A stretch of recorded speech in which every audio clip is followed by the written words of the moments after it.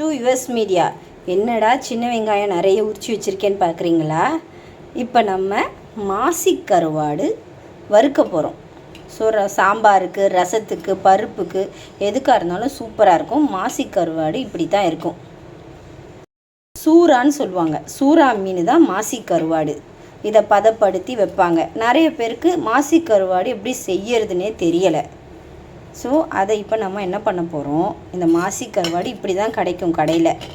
இதை வாங்கி இந்த மாதிரி ஃபஸ்ட்டு ஒன்றும் பாதியமாக உடச்சி இப்படி வச்சுருக்கேன்.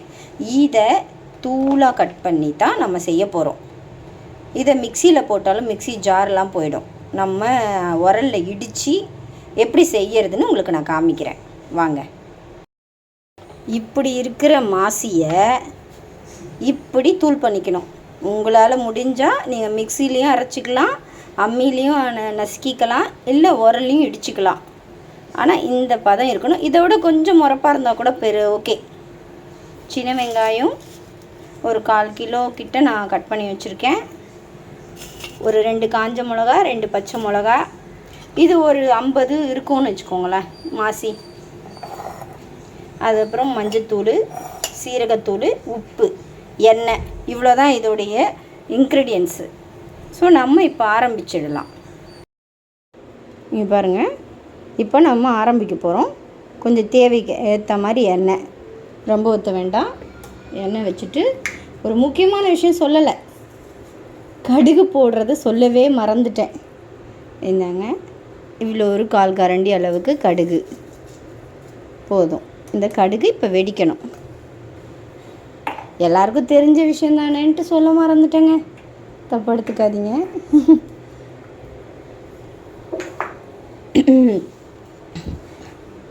கடுகு பொரிஞ்சதுக்கப்புறமா இந்த பச்சை மிளகா, காஞ்ச மிளகா எதுக்குன்னா கொஞ்சம் அங்கங்கே கலர்ஃபுல்லாகவும் இருக்கும், கொஞ்சம் சாப்பிடும்போது நல்லாயிருக்கும். இந்த மாதிரி கருவாடெலாம் சாப்பிடும்போது அதுக்காக எங்கள் வீட்டில் காரம் நிறைய சேர்த்துப்பாங்கங்க.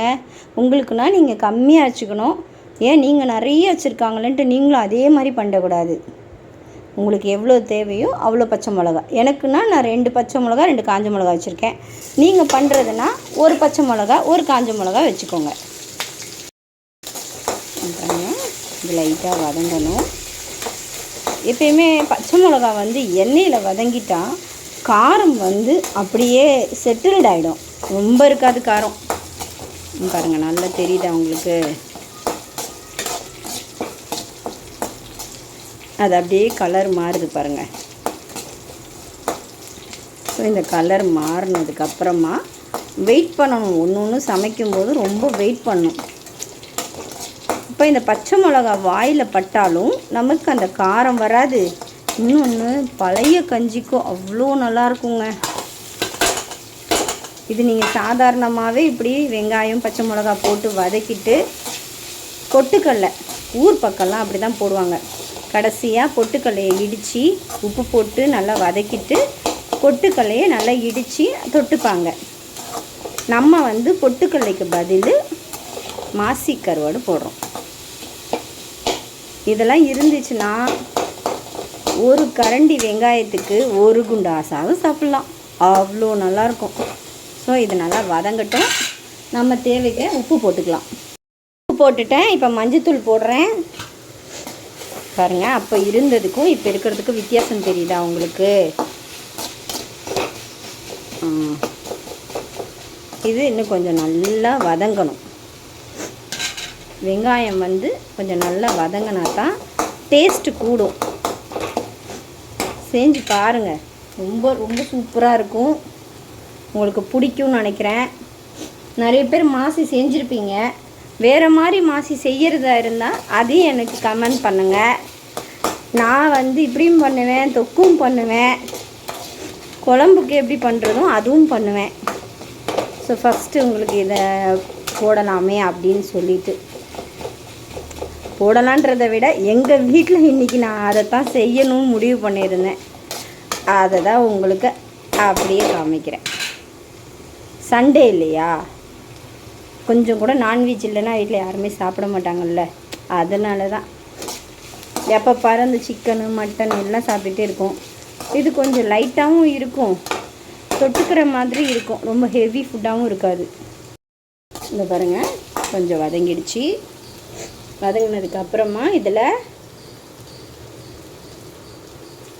இந்த அளவுக்கு ஒரு அரை கரண்டி சீரகம்,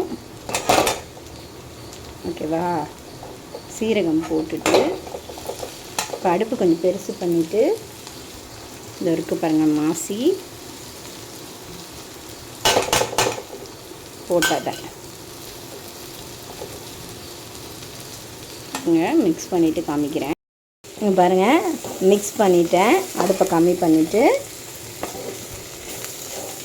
இதை நல்லா கிண்டணும் கொஞ்ச நேரம். நீங்கள் இங்கே பக்கத்தில் இருந்தால் தெரியும் இந்த ஸ்மெல்லு எப்படி இருக்குன்னு சொல்லிட்டு. ஒரு பெரிய விஷயம் என்ன தெரியுமா, அடி பிடிக்காமல் பார்த்துக்கணும். 2 நாள் ஆனாலும் கெட்டு போகாத ஒரு பண்டம், வச்சு சாப்பிடலாம். லைட்டாக மிளகுத்தூள் போடுறேன், அவ்வளோதான், முடிஞ்சிச்சு.